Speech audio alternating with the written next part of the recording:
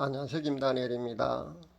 많은 종말론 연구가들이 휴거 시기를 예측해 봅니다. 예측하는 것을 두고 부정적으로 보고 싶지는 않습니다. 하지만 너무 그 시기에 집착하는 것은 신부로서의 마땅한 자세가 분명히 아닙니다. 그리고 바람직하지 않습니다.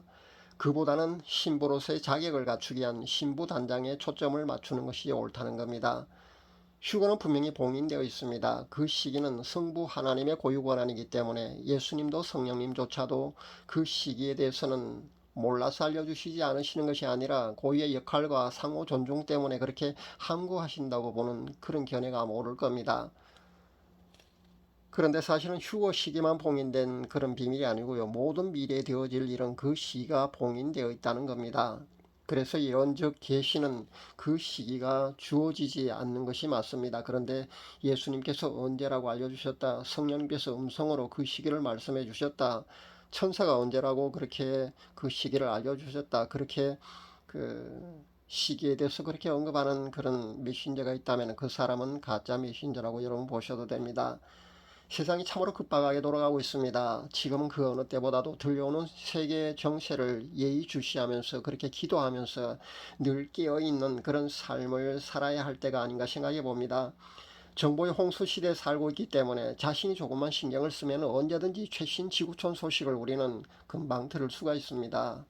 다니엘서 12장 4절에 보십시오. 다니엘아 마지막 때까지 이 말을 간수하고 이 글을 봉함하라. 많은 사람이 빨리 왕래하며 지식이 더하리라. 이 말씀처럼 지금 우리가 살고 있는 이 시대가 바로 그 마지막 때가 저는 맞다고 봅니다. 7년 대환란은 언제부터 시작될 것 같습니까? 여러분도 궁금하고 저도 참 궁금합니다. 그래서 기도해 보았습니다. 2022년 그러니까 대환란 7년 대환란이 내년부터 시작됩니까? 제가 그렇게 기도해 보았거든요. 물론 당연히 그 시기는 봉인되어 있기 때문에 알려주시지 않으신다는 것을 제가 몰라서 이렇게 기도한 것은 분명히 아닙니다. 그러나 저도 전해야 하는 그런 사명이 있는 사람이기 때문에 그렇게 기도해 본 겁니다. 오해는 없기 바랍니다. 저도 예수님의 신부로서 종말의 그 시나리오에 대해서 더 디테일하게 알고 싶은 그런 욕구가 분명히 있습니다. 특히 미래에 대해서 조금 내다볼 수 있기 때문에 그렇게 기도를 한 겁니다. 제 기도의 거의가 사실은 그 기도 차원에서도 그렇게 응답이 주어지기 때문에 제가 그렇게 기도해 본 겁니다. 그리고 저는 전하는 자로서의 역할도 해야 되기 때문에 그 다른 사람이 알지 못하는 그런 것도 그 받아서 제가 전해야 하기 때문에 그렇게 기도해 본 겁니다. 제가 순례자라는 찬양을 하면서 좁은 길을 걸으면서 하염없이 길을 걷고 있었습니다. 그런데 지형지물 그러니까 주변 환경 즉 그곳이 어디인가를 제가 살펴보았더니만은 바로 제가 태어난 고향 마을 입구더군요. 우리 크리스찬 모두는 그 순례자의 신분입니다. 존 버년이 지은 철로 역정에 나오는 그 순례자의 모습으로 그렇게 천국 본향을 향해서 좁은 길을 걸으면서 걸어가는 그런 성도가 바로 우리 신분이라는 겁니다. 그게 바로 우리의 모습입니다. 분명한 것은 제가 순례자라는 찬양을 하면서 고향 마을 어기까지 도착해 있더라는 겁니다. 바로 고향이 바라다 보이는 마을 어기 말입니다. 아마 이 정도로 가까운 것이 아닌가 저는 그렇게 생각해 봅니다. 내년이다 아니다로 응답이 주어진 것은 아닙니다. 제가 그걸 기대한 것도 아니고요. 그렇게 가르쳐 주시지 않으신다는 겁니다. 그렇기 때문에 제가 그렇게 기대한 것은 분명히 아닙니다. 그러나 이만큼 종말의 시계가 최종점까지 그렇게 얼마 남지 않았음을 보여주는 것이 아닌가 그렇게 생각해 봅니다. 내년부터 7년 대환란이 시작될 것 같습니까? 여러분은 어떻게 보십니까? 궁금하지 않습니까? 저도 궁금합니다.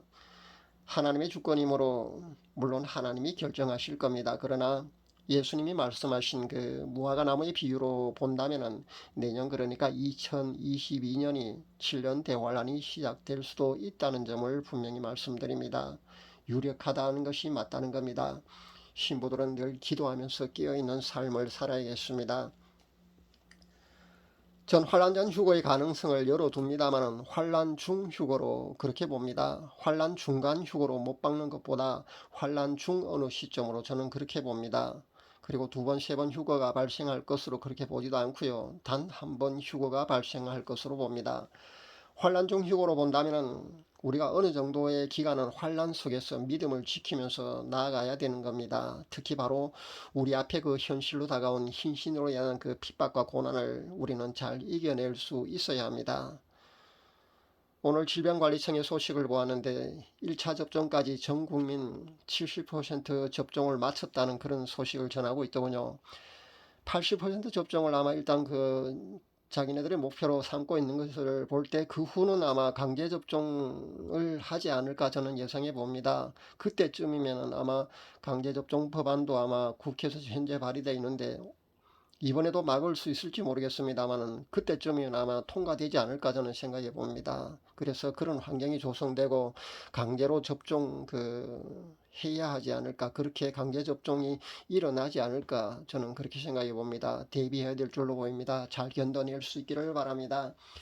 주님의 신부들은 영과 혼과 육 모두가 우리 주 예수님, 바로 신랑 되신 예수님이 공중 강림하실 때까지 흠없이 보존되어야 된다는 것을 다시 한번 상기시켜 드립니다.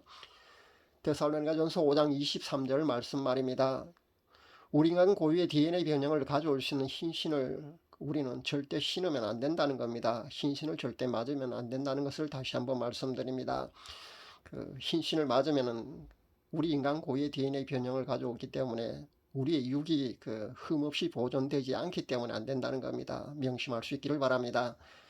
이제부터는 아마 점점 더 이 땅에서 우리가 살아가는 것이 쉽지 않을 겁니다. 마음 단단히 다잡고 기도하면서 나아갈 수 있어야 합니다. 절대 굴복하지 말고 말입니다.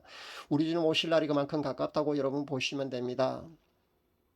소망 가운데 인내할 수 있기를 바랍니다. 지금은 그 어느 때보다도 그분과 친밀한 관계 속에 우리가 늘 거해야 합니다.